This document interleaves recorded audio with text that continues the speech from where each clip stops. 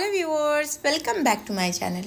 তো আজকে special recipe হচ্ছে গরমের জন্য স্পেশাল ঠান্ডা ঠান্ডা দই লস্যি। এটা বানানো ভীষণ সহজ আর খেতে জাস্ট অসাধারণ হয়ে থাকে।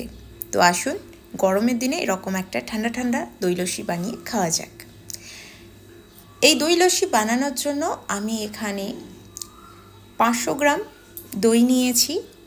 দইটাকে সরাসরি একটা মিক্সি জারের মধ্যে নিয়ে নিলাম। এর সাথে দই লস্যিটা ঠান্ডা করার জন্য কয়েক টুকরো বরফ দিলাম। এর সাথে দিয়ে দেব স্বাদ মতন চিনি। আমি এখানে 3 চামচ চিনি ইউজ করেছি, আপনারা কিন্তু আপনাদের স্বাদ অনুসারে কম বা বেশি দিতে পারেন। অল্প একটু নর্মাল লবণ আর হাফ চামচের মতন বিট লবণ যোগ করেছি, আর খুব সামান্য পরিমাণ একটু এলাচ পাউডার দিলাম ফ্লেভারের জন্য।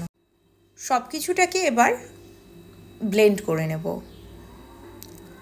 মোটামুটি 20 থেকে 30 সেকেন্ড সময় ধরে ব্লেন্ড করে নিয়েছি। এবার এটা পরিবেশন করার জন্য দুটো কাচের গ্লাস নিয়েছি। কাচের গ্লাসের মধ্যে এই দই লস্যিটাকে ভরে নিচ্ছি।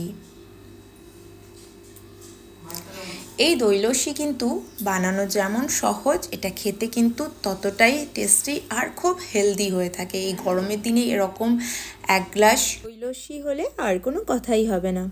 তো রেসিপিটা একবার অবশ্যই ট্রাই করবেন আর কমেন্ট করে জানাবেন আপনাদের কেমন লাগলো। ভালো লাগলে ভিডিওটাকে লাইক, শেয়ার আর চ্যানেলটাকে সাবস্ক্রাইব করবেন।